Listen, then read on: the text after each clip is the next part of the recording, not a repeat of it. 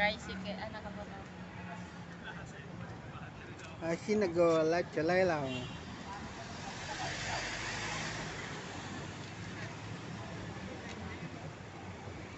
The dragon up on the tree, DR4. Ayan.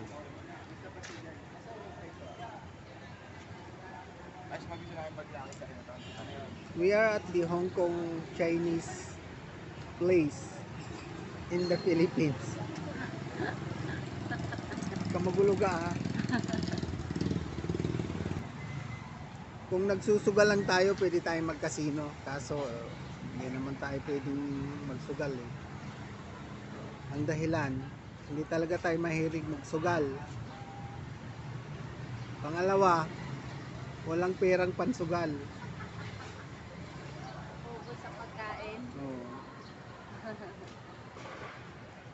Ang gaganda ng mga building. Oh. Ayan, oh.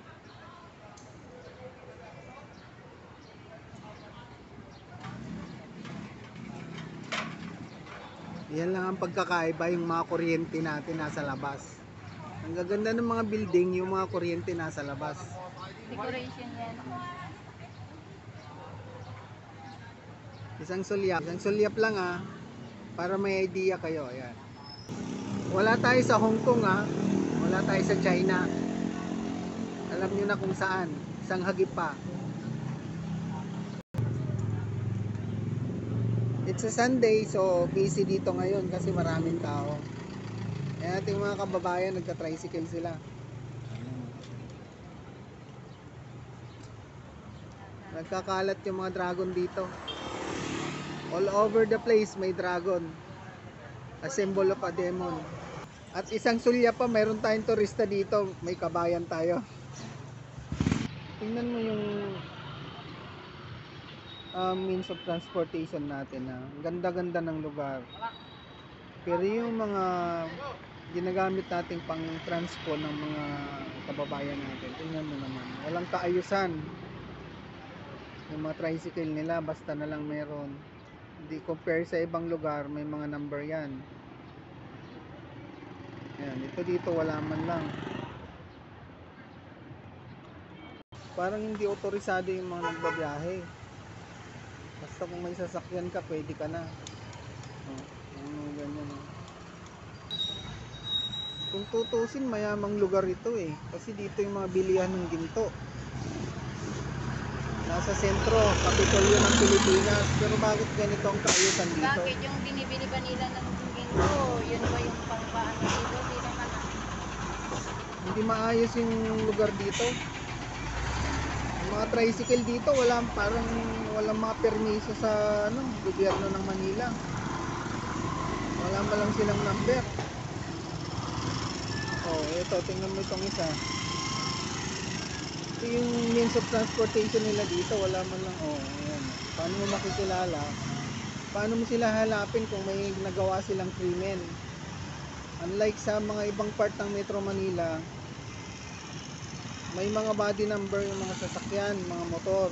Dito wala man lang, mga tricycle. Napukaw yung attention ko dito. Ano ba ito? Dragon ba ito? Tao? Lion. Lion o ano? Anong klase yan? Lion yung katawan. Lion yung katawan, dragon yung ulo, Kalabaw yung mata. Yung laki ilong. ng mata. O, yan, Baka. Yung tenga, elefante.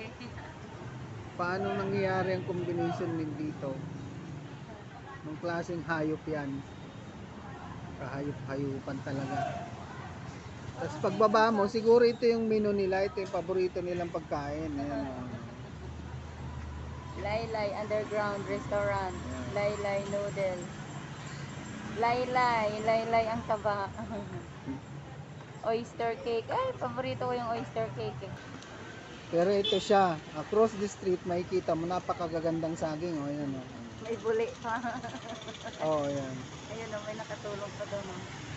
Pero, Natutulog. sa katabi niya, tingnan mo, Natutulog. ayan. Buli. Napuyat yan kagabi. Ang gabi nila araw, yun ang ginagawa nilang tulog. Ayan. Mga kababayan natin yan. all over the place makakakita ka ng dragon. Yan.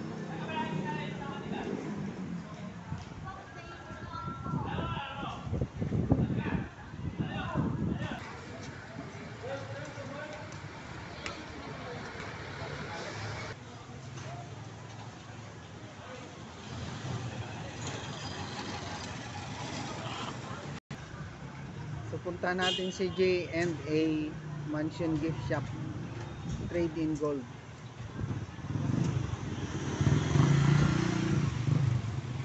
Papasok tayo dyan.